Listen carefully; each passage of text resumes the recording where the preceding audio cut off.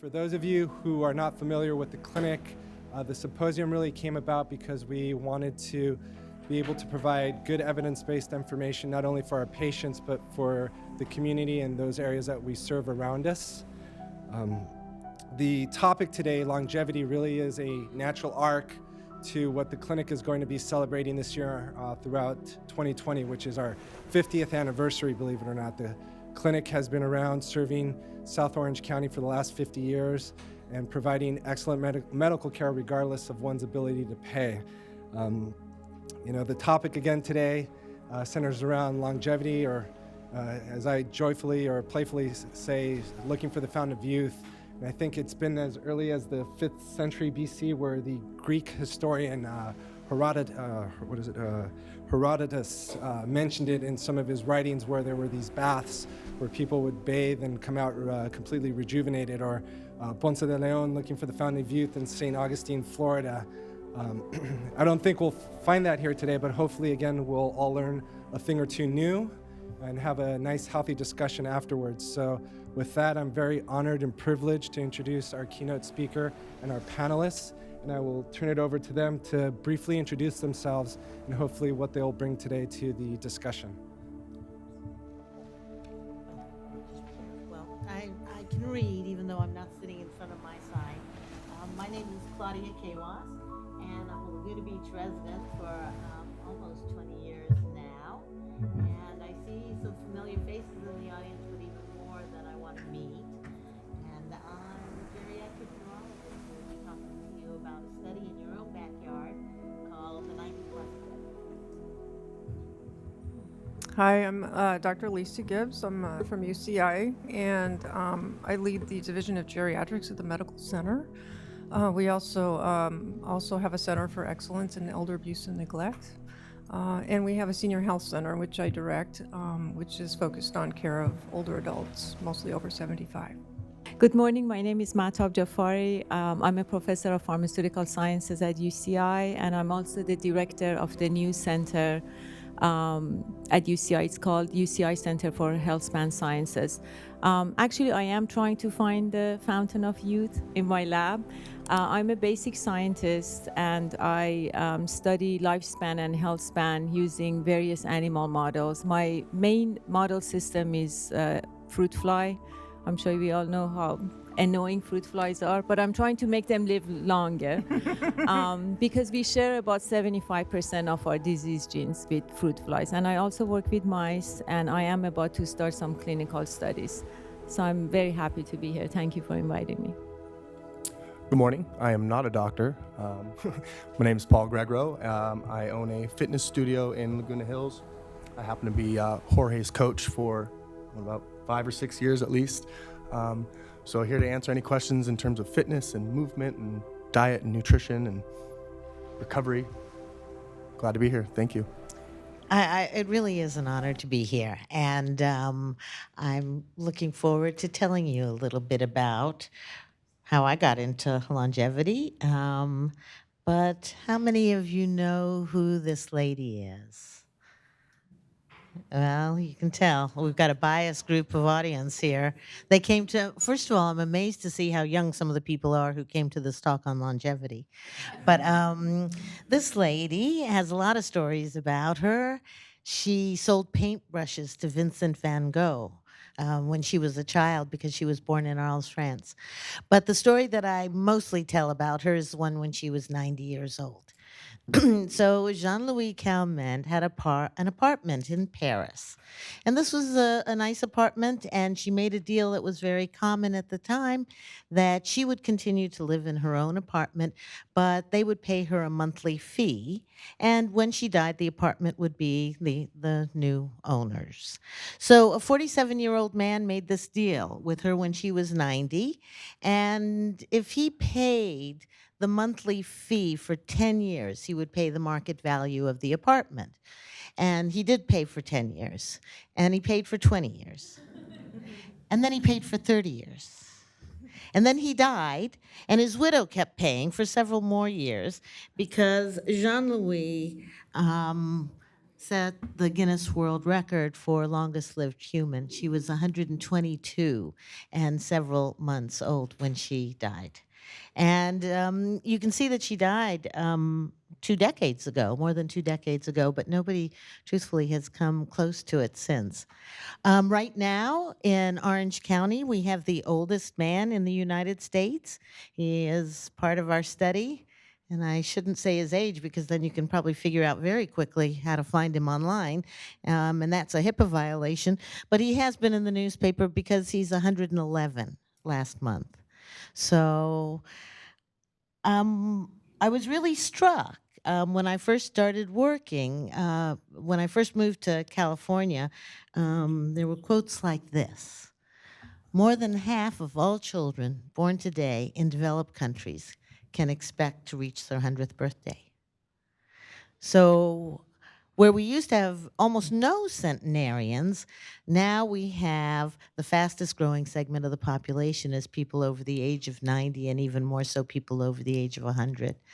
When I was younger, I won't say how much younger, President Nixon used to sign a birthday card personally for every centenarian in the United States. And that stopped happening a long time ago. In our study alone, out of Laguna Woods, we have about 400 centenarians that we have enrolled. So it is changing the demographics a lot.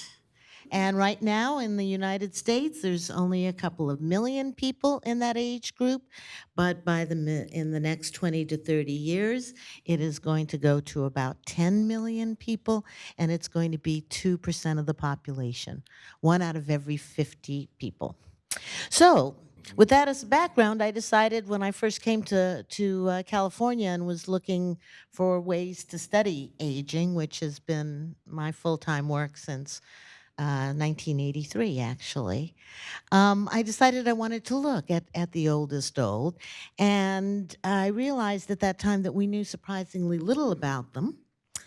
So, for example, here is a graph of incidence rates for dementia. Dementia is the loss of thinking, memory, and other problems with your cognition that make it difficult or impossible for you to do the things you previously did before, like your job and like cooking and like managing your finances. And what you see is to the left of that dotted line, which is at age 90, no matter where in the world you are, we more or less have estimated about the same risk. So, for example, for the average 80-year-old somewhere in the world, the risk of developing dementia that year is somewhere between 3 and 5%. But when you look to the right of 90, you see the estimates are all over the map. And there's a tenfold difference between the top and the bottom. And that's another way of saying that every study got a different answer. And then the real question is which one of these answers is right? And we didn't know. Because if the top answer and the bottom answer, I mean, if you tell the people in the top who are in Munich, I think, to move to Sao Paulo, Brazil, which is at the bottom, they will cut their risk of having dementia by 90%. Oh, please laugh. That's not true. That's not true. You don't have to be terribly smart to know. Actually, that's not true. It turns out the risk in these countries is much more similar than we think. So the question is, why do we have those kinds of things? And mostly it's because when people are trying to just generate estimates, they're doing it with all of about 14 people in a study, some very low number, or 7 men, especially because men don't make it past 90 as much as women make it past 90. And in fact, there I think is the Nobel Prize question that needs some attention. Every species on the planet where there is a difference in longevity by sex, it is always the female that lives longer. And we have no idea why that might be, but I think it's an important clue to longevity that really, bears more attention than we've given it. But back, I'm taking you astray. Mostly, what I was convinced by was that we really didn't know anything about 90-year-olds, and we wanted to figure that out. And after a lot of grant writing and other things, the 90-plus study was born. And we've had a lot of really, really wonderful shows and information and things come out of the show. But I thought I would let Leslie stall. I have about a 3 or 4 minute segment from actually a double segment that was done on 60 Minutes on the 90 plus study. And let's, hopefully this will. Nation getting older. By the middle of the century, the number of Americans aged 90 and above is projected to quadruple. Dementia, including that most dreaded form, Alzheimer's disease, is a looming threat and a primary focus of the 90-plus study. I was born on August 25th, 1920, and I'm 93 plus. 1918. What they have in common is that decades ago, they all lived in a retirement community called Leisure World, 45 miles south of Los Angeles. Today, it's still a retirement community, and they're still getting the most out of life, though it's no longer called Leisure World. It's now its own city, Laguna Woods. Dr. Claudia Kawas spends a lot of time in Laguna Woods these days. She's a neurologist and professor at nearby UC Irvine who discovered the research equivalent of gold here. In the early days of the study, we used the sampling frame, and people who were in the study had to have lived in Laguna Woods in 1981. But more recently, we've allowed other people in the study who are local, and there are actually several people who live in Laguna Beach who are part of our investigations, and we thank any and all of you, or if you're any of their family members. So as you saw in the video, the study began with, in 1981, investigators from the University of Southern California set out a 14-page questionnaire to every single person who lived in Leisure World, which is now Laguna Woods. And of these 18,000 that they sent out, they got 14,000 of them back. And so the studies that I am going to show you with regards to longevity for the first half of this talk are all done with those 14,000 people. So those 14,000 people, in 1981, they lived in Laguna Woods, but by the time I'm doing the study, they lived in 37 states, so they didn't necessarily have to be local anymore. Their average age at the time was in the 70s, but they ranged from age 50 to 108. And all the investigations having to do with longevity are in this cohort, which was predominantly white and 2/3 female. So follow-up surveys were done afterwards, but the data I'm mostly showing you is what we learned about them in 1981. And in 1981, among the questions on the 14-page questionnaire were a lot of these: how much they exercised, how much they did non-exercise activities, how much coffee, caffeine, how much alcohol, how much they weighed, all sorts of green tea, black tea things. And we wanted to know if in 1981, for example, you were taking vitamin C or vitamin E, did you live longer than people your same age who weren't taking vitamin E and vitamin C pills? Okay. Let's start by saying, anyone in the room taking vitamin C, A, and E? Okay. So I have a lot of disclaimers during my talks, but the first one is what I'm going to show you is for mortality, i.e. when you die, and has nothing to do, at least yet, with how strong your bones are or anything like that, okay? But I really wanted vitamin C and E in particular to be related because people were talking a lot about oxidative stress and what a powerful antioxidant vitamin E is and all the reasons why it should, work, and how it works a lot in the test tubes. And if you give it to mice, it even looks like it does things for Alzheimer's disease and all sorts of stuff like that. But when we looked at vitamin C users compared to non-users, didn't make a difference in terms of how long they lived. Vitamin A, anyone think relevant? Didn't make a difference. Anyone want to go for my favorite E? I am often wrong, and at least in our study, vitamin E supplementation did not have an effect on mortality. Calcium? Like that. I will say that right now we're going to start some projects looking to see if calcium might be related, for example, to subsequent hip fractures and things like that, which are very important, and I think why many of us might be taking it or considering taking it, but it sure didn't have any effect on how long people lived. Soft drinks, good or bad? Didn't matter. Wasn't good and wasn't bad either. Just didn't seem to matter, at least in our subjects. Green tea or black tea? How many of you might have seen just last night in the news, there was a big study released out of China, 100,000 people. It said that people who drank green tea 3 times a week lived longer. But in our study here in Laguna Woods, with whatever green tea, it didn't matter. Neither green nor black mattered. In the other study, black mattered. Black didn't matter supposedly either. Alcohol. Anyone want to take me on this one? It did matter, and a little goes a long way. In fact, actually, everything else on that list mattered.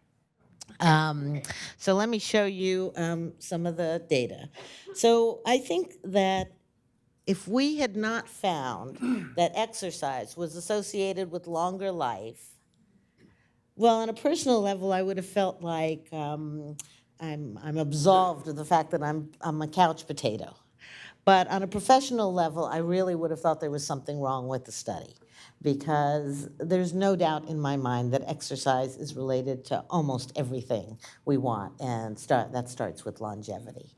So that's why it's really good we've got exercise people up here who are going to talk to us more later on, and hopefully they'll renovate someone like me.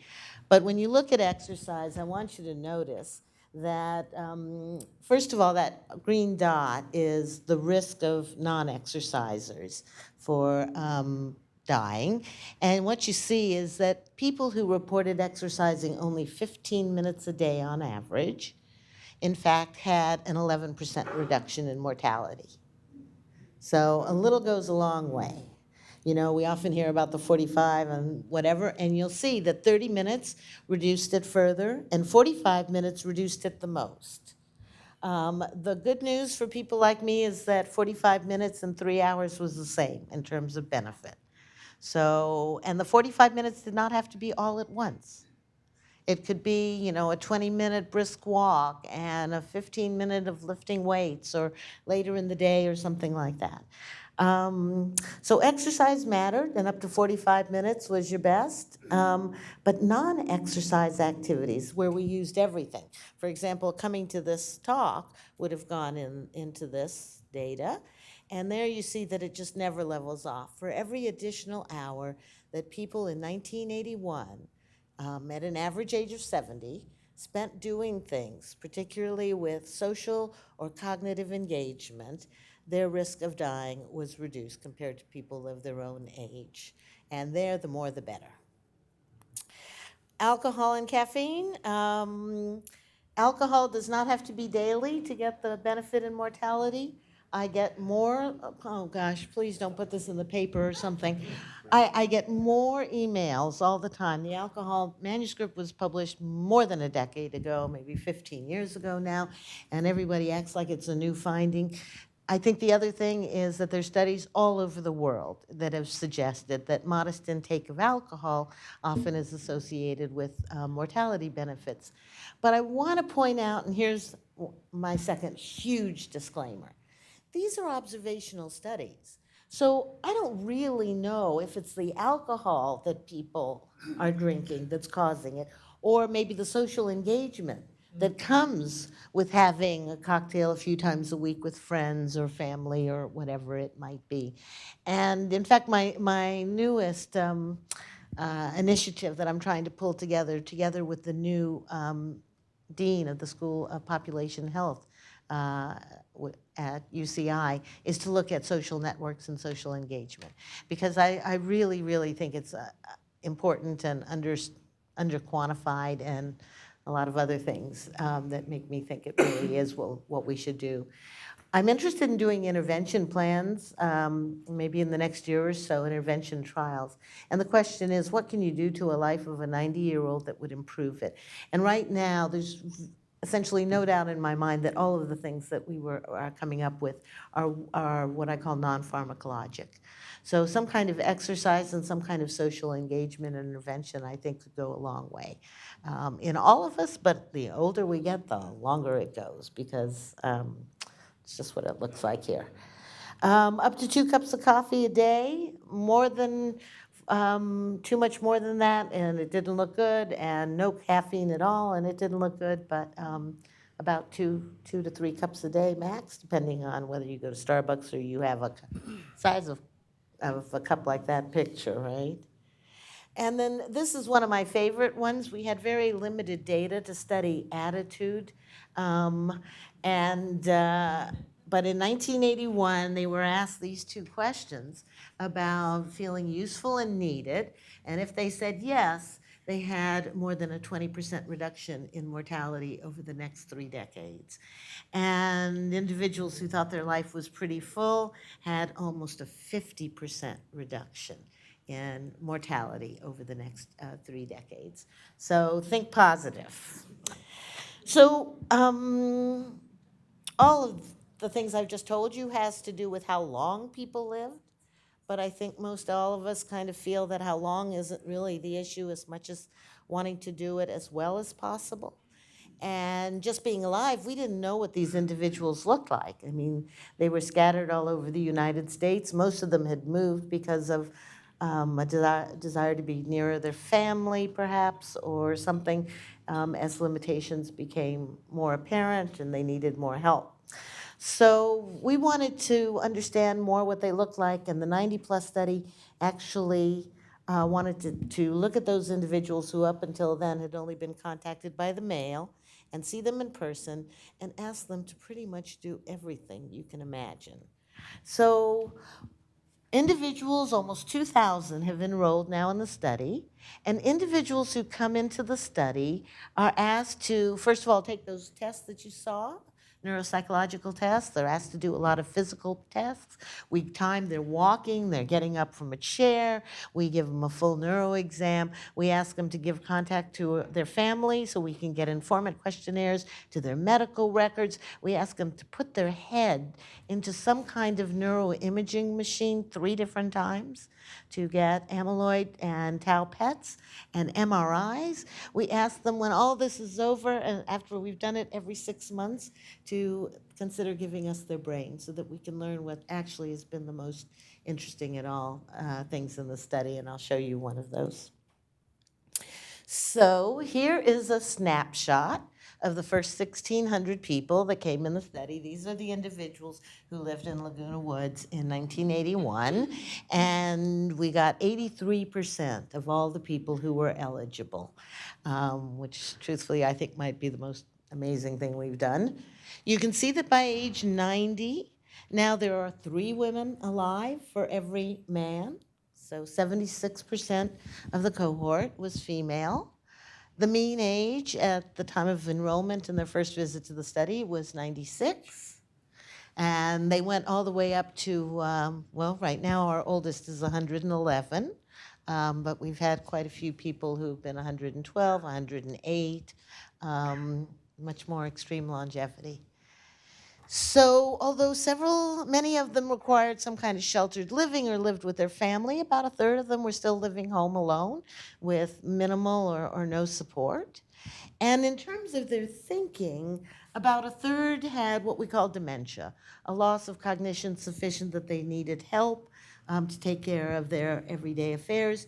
A third of them we deemed normal, and a third of them had memory loss or other problems, but not severe enough to be considered dementia. So about a third, a third, a third.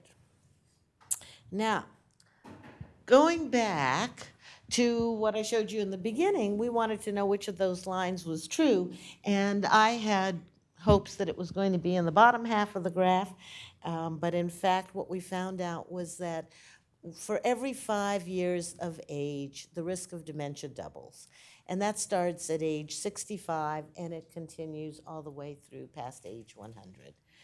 Because from age 90 to 94, we found a risk of about 10% per year. 95 to 99, a risk doubled to 20% per year, and a staggering 40% per year for people who were over the age of 100. But having said that, it does not happen to everybody, as I'm going to show you later on in the talk, and in fact, quite the contrary. So the next question is, well, maybe if vitamin C and vitamin E and whatever didn't make you live longer, maybe it made you less likely to have these problems with thinking. So we took a look at whether or not any of these things were related to dementia. For example, if you took vitamin E in 1981, were you less likely to develop dementia as you aged? And nothing in this list mattered. So I think along the way we've gotten a lesson that we tend to think of being 80 and 90 and 100 as just a more not so good version of being 50 and 60 and 70, right? And most of our studies, whether they be in heart disease and the Framingham or whatever, we're generally studying people who are 50 and 60. And then we're just assuming that whatever we find out about a medication or a risk factor or whatever is relevant to a 90-year-old. And when you think about it, we don't do the same at the other end of the development we call life. And that is, we understand that a newborn, gets different diseases, that they have different risks, that their different treatments are relevant to them. We even understand that they need, a wide variety of doctors, that they need neonatologists and then adolescent doctors and pediatricians and all this kind of stuff. But we act like once you hit sort of 65-ish, you're just a version of old. And if I've studied something in a 50 or 65-year-old, that it must apply to a 90-year-old. And I think that one of the major things that is coming out of our study is to show that that was very much a wrong assumption. So even things that are related to cognition or dementia in younger individuals in general have shown us surprises in these individuals. And here is another one of them. So what we looked at here was if you had heart disease or if you'd had a stroke, we know that in younger people, your risk of developing dementia over the next decade or two is much greater. And in fact, you can see in the 90-year-olds on the left side, for example, congestive heart failure is the first one and stroke is the second one. And the risk of developing dementia is almost twice if you have had one of those things than if you haven't. And all of them are elevated, you can see, although some of them not so much and also start becoming not significant. But the more interesting thing on this graph is the right side. In younger individuals, we know that hypertension and we know that high cholesterol requiring medication, we know that those are risk factors for dementia if left untreated. We know that if we treat them, that the individual's risk goes back down to as if they didn't have them, at least in terms of dementia. But it turns out if you're a 90-year-old and you develop high blood pressure, you have a lower risk than if you'd never developed high blood pressure at all. That actually individuals who develop hypertension at the end of their 80s or into their 90s have a reduced risk of dementia. Not just a neutral, it actually protects them. And I think we're working really hard to understand this, but I'm sure it's true. It's been identified in many other data sets around the world. Whenever it's identified, it's always in older individuals who are in their late 80s or 90s. And here's an important time to remind you that there's only 2 people that I know of in this room for whom that is relevant, right? All the rest of you, hypertension is a risk factor, unless you treat it, right?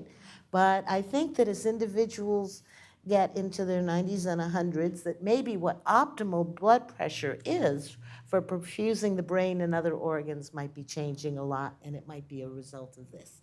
So we're working on that.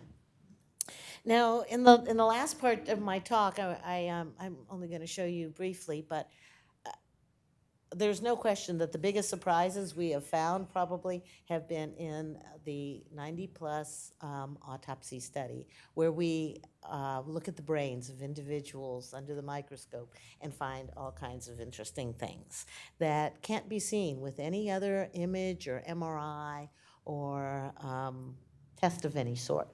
So the 90-plus autopsy study to date has enrolled about 550 people, actually. We have about 350 individuals that we have had an opportunity so far to study under the microscope and use for a lot of different research. And the first thing we wanted to know was if you have dementia in your 90s, that is, you have serious problems with your thinking and your memory, what's the likelihood that it's coming from Alzheimer's disease? So in younger people, we know that the likelihood is about 2/3 of all cases. And when we looked at the 90-year-olds, we found it was in about 2/3 of all cases, which sounded like nothing unusual until we took a look at all the people who didn't have dementia in the study when they died. And it turns out almost half of them had Alzheimer's disease in their brain. So this is a big topic of research. I think the key question here is we've got a choice. Those 50% can possibly be individuals that maybe if they'd stayed alive another couple of years, it would have been obvious to me that they have Alzheimer's disease. But keep in mind, we see them every 6 months. The average between the time when we last see them in death is usually about 4 months. So at least 4 months before they died, they did not have dementia. And they still look like on autopsy, when the pathologist looked at their brain, that they should have had serious problems with their thinking. Another possibility is that they have Alzheimer's disease, but for some reason they're resilient. And that's a concept that people are looking at really intensely now. If that's the case, the highest levels of resilience are associated with the oldest ages. That is, if having 5 or 10 plaques, amyloid plaques in your brain is bad enough to make a 60-year-old not able to recognize their children, then how come a 95-year-old can have 30 plaques in their brain and still look pretty normal to us? So resilience is one of the topics that the National Institutes of Health has been encouraging us to study, and obviously we have a variety of studies going on about that. Now, it used to be that the only time I could tell if you had any Alzheimer's pathology in your brain, and the only time still I can really tell, is autopsy. But there have been a lot of PET scans developed to detect some of the pathology of Alzheimer's disease. And here is an example of amyloid deposition. That is one of the hallmarks of Alzheimer's disease. You need more than just amyloid. But if you have amyloid, we think it's necessary to say the person has Alzheimer's. And we're looking at long-lived people in the study now who do not have dementia. And we're finding that about 40% of them have a lot of amyloid. And here are 2 of them. These scans, well, actually this one's mislabeled. The scan on the left is amyloid negative. You can see it doesn't have much orange or yellow. And the scan on the right is an amyloid positive person. Both of these people were scanned at least 8 years ago or so, before it was even approved by the FDA to do this. We did it as part of a research protocol.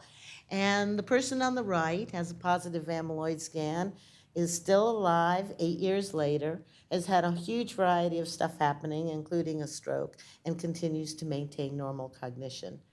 So despite a positive amyloid scan, and despite having some strokes, this individual still maintains thinking in a way that truthfully surprises all of us.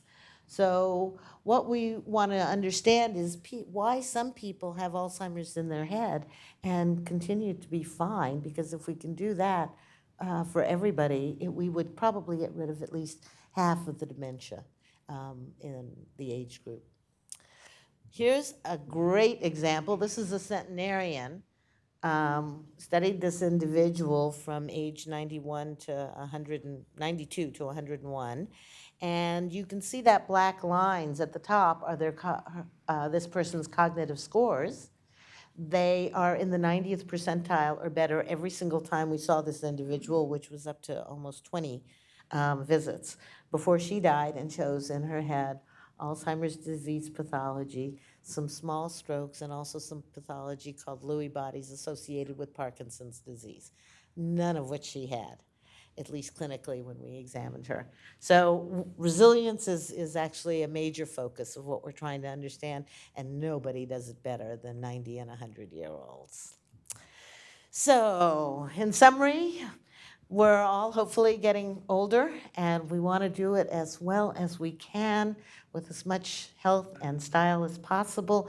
And boy, do we need to understand more about how to make that happen. But for now, I'd say the best advice is to do what your mother told you. You know, get plenty of exercise, avoid stress, engage socially, have a good diet. I'm not sure that vitamin E in a pill matters at all, but I'm still utterly convinced that vitamin E and vitamin C and vitamin everything else in your diet matters a lot. I think a lot of the 27-year increase in longevity that we have established in the last few years came about because of diet and public sanitation, more than it came about because of the prescriptions we've made in pharmaceutical companies. So the risk of dementia is high, but the risk of resilience is really high, and I think that understanding that it's a particular and important epic and development part of life makes us hopefully realize that we have a lot to learn for all ages, because old people have a lot to teach us. And when I first moved here, this was in the Laguna Beach Independent. So I have to confess my apologies to O'Malley. I did amend it a little. I think the original slide said 85 is the new 65. So thank you so much for inviting me.